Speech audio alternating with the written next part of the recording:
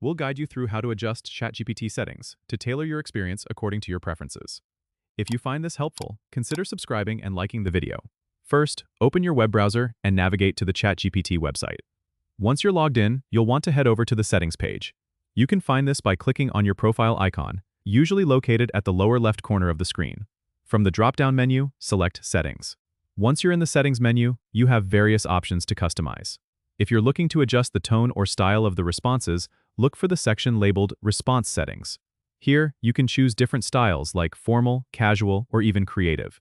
If you want to control the sensitivity of the content, find the Safety Settings section where you can toggle options for filtering and moderation. This is especially useful if you prefer to keep the conversation family-friendly. For those interested in privacy, go to the Privacy Settings area, where you can manage data sharing preferences. You can opt out of certain data collection to enhance your privacy. It's also possible to adjust your notification preferences under the Notifications tab. This allows you to select how and when you'd like to be notified about updates or messages. Once you've made your changes, don't forget to hit Save to apply them. This ensures your settings are stored for future sessions. Remember, you can always come back and tweak these settings anytime if your needs change. Don't forget to subscribe and comment if this helped you out.